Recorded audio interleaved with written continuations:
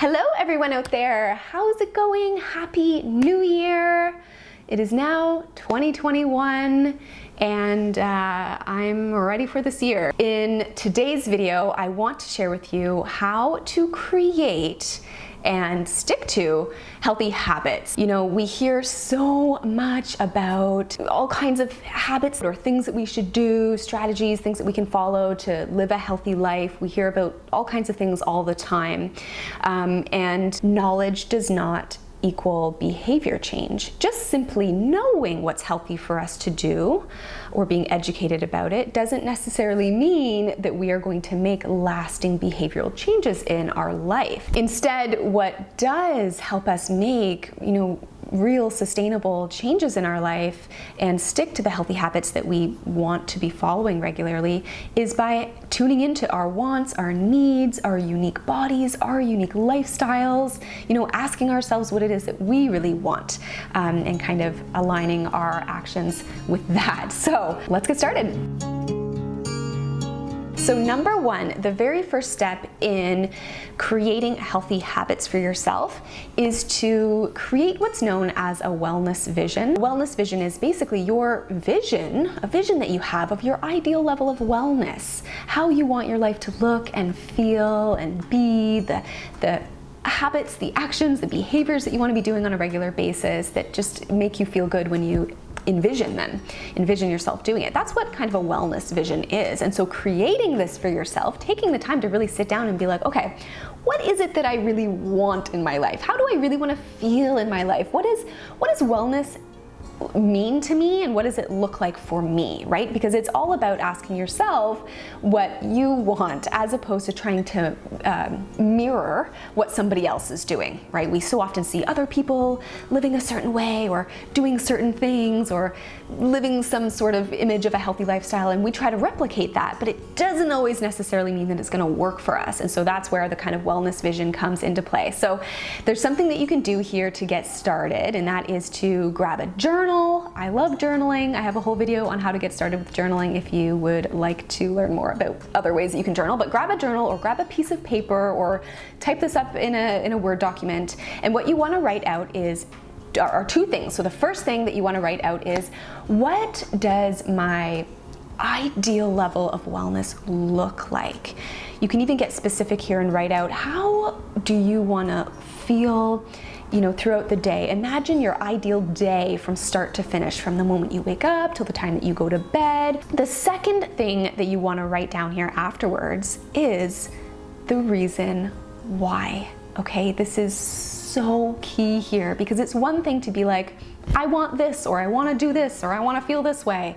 But why? What's in it for you? What is the reason for wanting to feel that way? Or what is it about that vision of wellness that you have for yourself that's important to you? What do you value about that vision that you have for yourself? And this is important because a lot of times when we try to visualize how, what wellness might mean to us, or if, there are times where we set goals for ourselves, sometimes the motivation for doing that is external and it's not coming from within us, or known as intrinsic motivation, right? We want that intrinsic motivation. We want these things coming from within us and not from outside of us. So when there's motivation coming from outside of us, from external sources, then that might be, there's so many ways that this can kind of present itself. It might be someone telling us we should be doing something, we feel like we should be doing something, or living a certain way, or eating a certain way. We're being kind of influenced by what we see, what we read about, what we hear about, social media, diet culture, right? There's a lot of things that externally influence us and make us feel like we want a certain thing, but it's not necessarily what we want. So we want to really tune in and ask ourselves, why? Why is this important to me? Number two is to tune in. So this is where you want to really get quiet for a moment, tune in to yourself. You almost want to just allow yourself to listen to your intuition a little bit here. This is really important. And basically what you want to do here is brainstorm some ways really doesn't matter how many, just brainstorm, nothing's right or wrong here. What are some actions or behaviors that are really, calling to me right now, or I'm really resonating with right now, that I just feel like I need in my life right now, that align with that wellness vision.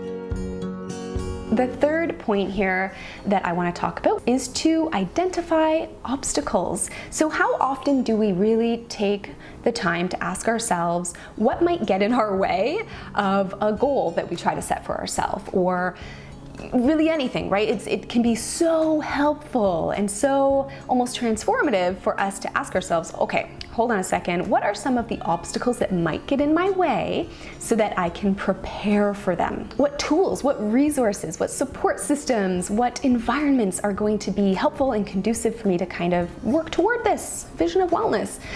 These are so important. It's really important for us to reflect on this. We don't want to forget about this step, because it's these things in particular, right? These obstacles that often get in our way in life, no matter what it is that you're doing, whether it's a goal or whatever, or even something completely different than what we're talking about today. Things always pop up in our life, obstacles show up, setbacks happen, and just reflecting on what might get in our way is very, very helpful here. Number 4 is to get specific. After you have brainstormed some of these behaviors that you think might be really helpful for you right now, you've maybe thought about some obstacles that might get in your way, and you've done a little bit of reflecting, you want to ask yourself, which of those is the most important to me right now that I would love to start with? And then make them very specific. So for example, you don't just want to say really generically, I want to work out more, or I want to read more books, or I want to get outside more, or whatever it is. You want to make it very, very specific. So what this means is you want to ask yourself, okay, what type of activity is it that I want to do? When do I want to do it? How often do I want to do it? Am I making the behavioral goal here really realistic, right? You don't want to overstretch yourself to the point where you're, let's say, telling yourself, okay, I'm gonna get outside for a walk for an hour every single day this week, right? That's gonna be potentially a bit of an overshoot. So you wanna make it really realistic. Maybe it's just 10 minutes, but you wanna be specific. How many minutes, how long, how often, what days of the week, what time of day will work best for you. And you wanna write it down and kind of schedule it and set that goal for yourself in that way, in a very specific way. And you're gonna find that this is gonna make it so much easier for you to follow through with it. So you then want to, start to practice them, but also, this is really key here, you also want to check in with yourself regularly, okay? Just simply starting the behavior is not the be-all, end-all. It's not the end of the game here. The reason why checking in with yourself is so important is because it allows you to ask yourself how things are going. How well is this working for me? Is it working or is it not working? What challenges am I facing? When you check in with yourself, when you reflect in this way, you're able to then make adjustments, right? So you can say, okay, I tried this out for the past week or two, wasn't really working for me. Here's why, and here's what I can shift.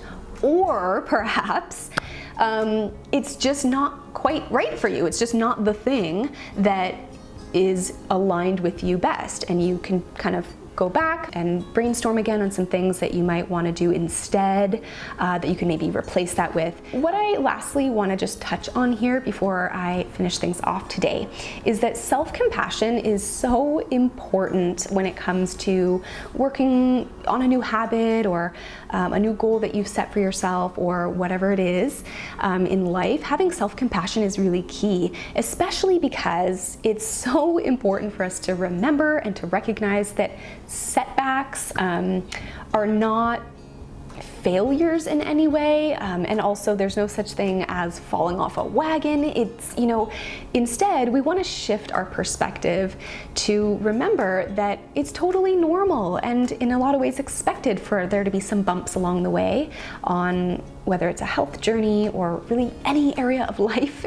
It's okay, it's part of the process. And again, that's the perfect time, it's the perfect opportunity to just simply check in and ask what's working, what's not working, and that's okay. It's all a learning experience. Small, gradual changes or shifts in our life lead to permanent changes and the development of habits in our life. So I really hope that you found this video helpful and insightful. I hope that you grab a journal and you go through some of the things that I talked about today. If you want to read through the things that I've talked about today, you can check out my blog post below, because I wrote all the steps involved in this video on my blog as well, so you can check that out.